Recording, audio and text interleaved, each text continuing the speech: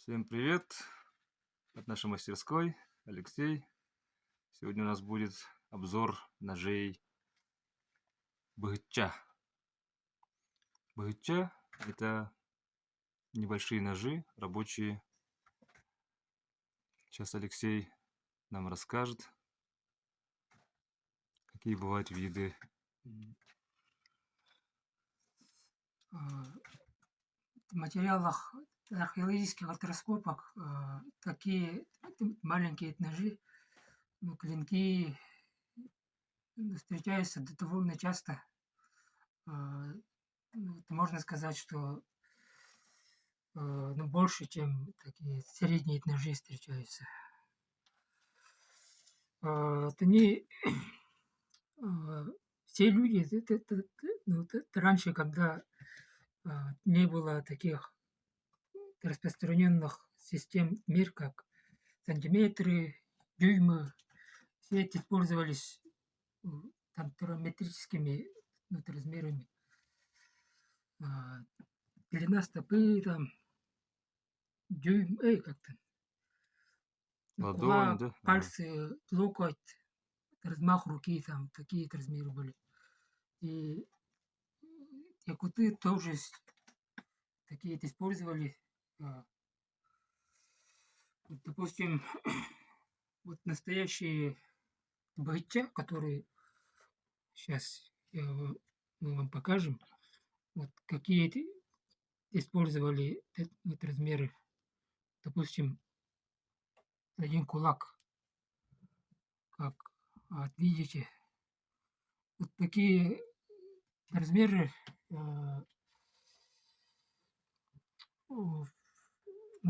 упоминаются в преданиях, там, вот, допустим,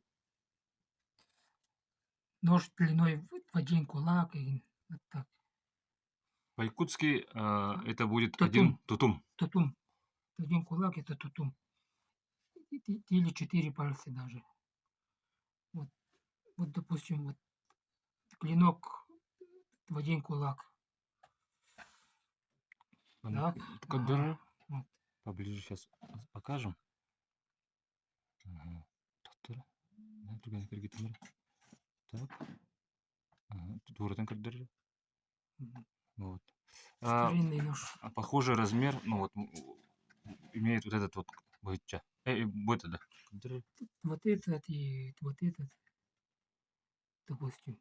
Да, вот у них одинаковый размер получается. Одинаковый размер. Допустим, вот. Да? Допустим, вот. Ага. Ну, тут, конечно, уже коррозия сделала свое дело. Время не щадит ничего. Вот. Так. Вот. В старину, кстати, использовали множество антропометрических мер. То есть раньше в старину не говорили один палец при мерке толщины, а говорили бир и ли. То есть или сейчас у нас имеет обозначение руки, но в старину говорили или это про палец. Допустим, если взять ручку ножа, то получалось, что размер этого ножа бир тутум, то есть один хват. Да. Ага, покажи-ка. Ага. Один хват и как бы и это один палец. Бир или. Бир или. Бир тутум, бир или. Бир тутум, бир или. Это самый распространенный размер для рукояти. Допустим, не слишком маленький и не слишком большой. Самый раз. Самый раз, как бы, распространенный этот размер. Бывали такие более короткие рукояти, допустим, как здесь. Угу. Это один тутум или 4 пальца. Вот такие встречаются. Вот, допустим, вот, примерно вот так. Тут руки-то разные у людей. У некоторых чуть больше, у некоторых. Ну, вот как у нас с Алексеем, да, у меня ладонь немножко уже, чем у Алексея. Вот, допустим, это один тутум размер. Это вот настоящий такой старинный бгча именно. длина клинка, вот, допустим, тут, то есть или 3 пальца. М. Вот. Видимо, тоже такие вот Вот, использовали. это получается вот наша реконструкция Ну, этого ножа, ну, который, повторили как бы. да, тоже Ха, видно. размеры соблюдены. Вот 3 пальца и 4 пальца, допустим, рукоять. Один хват. Бир тутум. Ага. Почти 1 к 1 вот Мгм. такой размер. Вот. Такими ножами в основном пользуются, ну, пользовались и пользуются кадровые охотники, промысловики, которые занимаются добычей, значит, мелкой дичи. За счет того, что он удобно сидит в руке и можно, допустим, пользоваться вот так, да, то есть, И более короткий клинок, он да, позволяет более точные движения. Там. Вот, допустим, это разделки горностаи, там, тренируют маленькие, там вот мгм. очень точные надо движения. Да-да-да. И при щите, допустим, или кожу там это резать тоже надо. Это очень ну, точно так делать. Это резательные движения. Тут не это испортит кожу или шкуру там, допустим. Вот. Это вот оригинальные старинные М, ножны, вот это вот ножа. Тут вставки нет внутри, просто кожа дубленая. Ну и вот получается вот. Ну, повторили. мой рабочий нож тоже. Ага. Этот нож вы наверняка уже видели в предыдущих видео. М, Им у нас пользуется Сергей постоянно. Тоже Вот очень удобный нож. это размер тоже это 1 кулак, классический размер тоже. Вот, как видно. И вот кулак, и тотум, и это 1 палец тоже вот. Классический размер. Самый классический это размер А сейчас как делает? рукояти. Расскажи, Алексей. А сейчас вот, щас вот делают вплоть до 2 тутума, как бы вот так. Там Да. 2 кулака, короче, чуть ли не 15 сантиметров. Это это для таких, ну, средних или маленьких ножей это ну, слишком, на наш взгляд, большой рукоять получается. Да, такие рукояти раньше использовали только для больших ножей, таких как Бадаи, Хотокон. М, А таких. а сейчас их тут делают для обычных ножей. Это Просто забыли, это, видимо, мастера там. вот. Вот, допустим, вот даже вот нож 20 века, вот, ну, вторая половина это клапан, что ли. И вот тотум и это 1 палец, как бы, вот, да. Тут, наверное, Ну, хват, да, рука была большая, наверное, у человека. вот, Все-таки вот, люди допустим, вот так. разные. Ну, хват и это 1 палец. Вот такой. Это Ну, зачем, классический нож. на наш зачем еще это больше это размер-то? Ну да. Для чего? Такой длина это тоже достаточно. Только материал переводят, да? А, Ну, на наш взгляд, достаточно такой длины рукояти. так, ну вот если посмотреть даже М, по линейке, да, быча у Ну, нас, вот, допустим, вот мой, моя рука, вот, допустим, вот. Вот мне, по идее, ну, 11 сантиметров длина этой рукояти достаточно. мгм, М, длина лезвия, Длина лезвия. допустим, вот классический. Ну, вот как А, классический, то это вот вот один древний нож. татун, вот, допустим, почти 9 сантиметров. Даже 8,5 даже почти. Мгм. Мгм. Или вот, вот, допустим, вот так. 5,5 Кульдера? сантиметров. Мгм. Тут уже получается от износа рукоять совсем уже стерлась. М, Видите, тут даже вот часть хвостовика немножко Вот видно. недостаточно вошло, Ну да, засадили. видимо. А вообще БГЧ еще это отличный подарок для э, юных, ну, для сыновей, допустим, да. То есть ребенок учится пользоваться ножом с детства. И БГЧ для этого очень удобно, чтобы приучить Такой же, своего такой же. сына, да, пользоваться ножом правильно.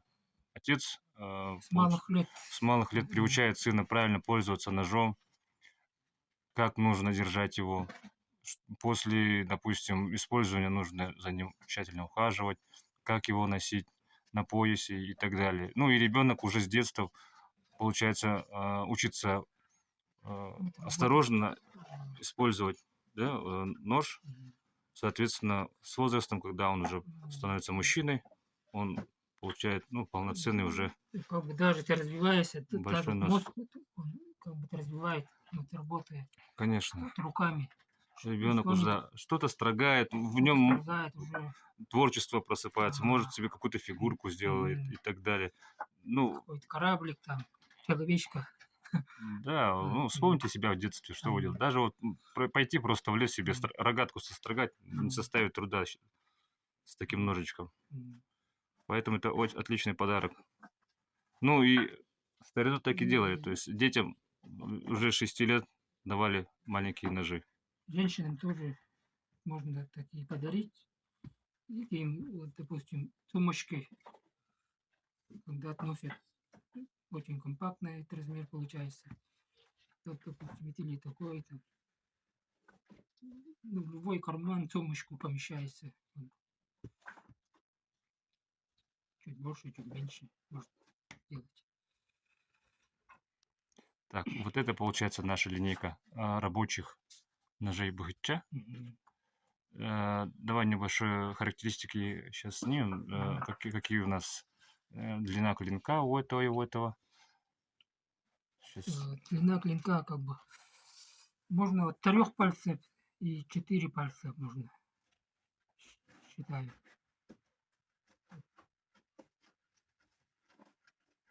Я предлагаю вот так вот.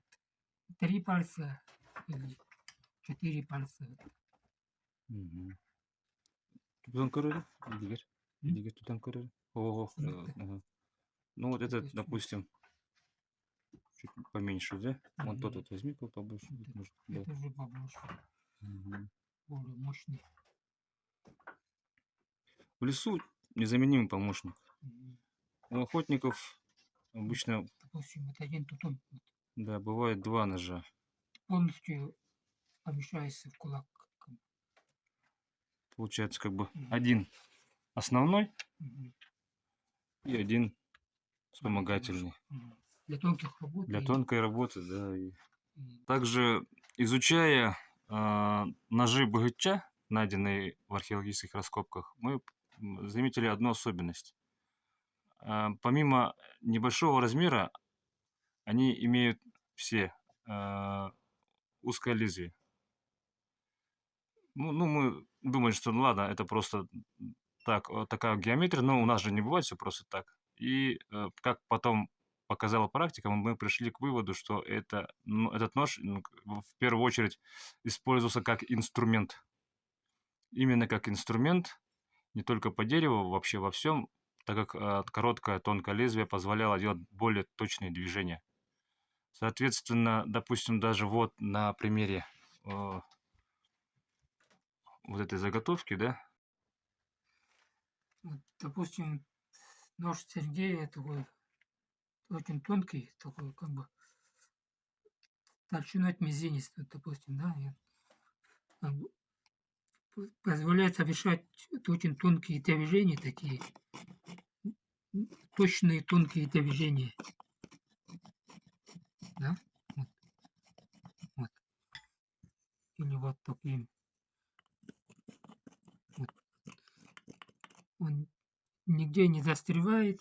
А вот сейчас возьмем, который сейчас вот очень многие делают такие, да, вот толстые, как бы вот уже почти 2 от мизинца и даже.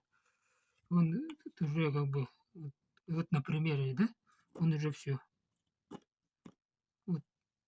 Конечно, это можно сделать, но он не такой, не такой удобный этой работе, чем ну, тонкий. Вот уже все. Вот. Вот. Таким ножом даже можно просверлить отверстие. Даже по суставам даже можно это работать спокойно. Вот, вот, вот, допустим, да, вот бензинчик даже. Вот, вот таким старым ножом точен тут был.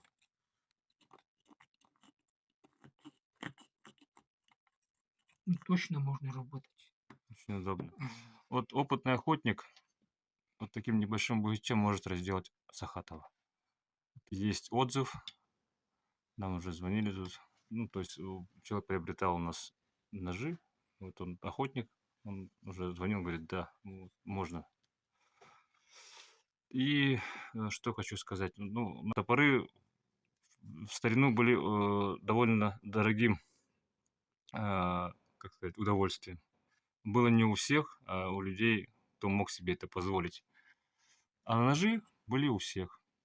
И разделать тушу ножом, Даже мишку можно. да, ну, медведя, тем более, допустим, да, к медведю всегда относились с большим уважением, и нельзя было перерубать кости топором. Культ медведя было Поэтому у многих. разделывали только ножом, аккуратно по суставам разрезали, и мясо, допустим, с кости зубами не сгрызали, а именно ножом соскабливали и ели. Вот такой вот у нас небольшой обзор. Если было интересно, ставьте лайки, подписывайтесь, комментируйте, пишите свои вопросы, обязательно ответим на них. Всем всего хорошего, будьте здоровы, пока.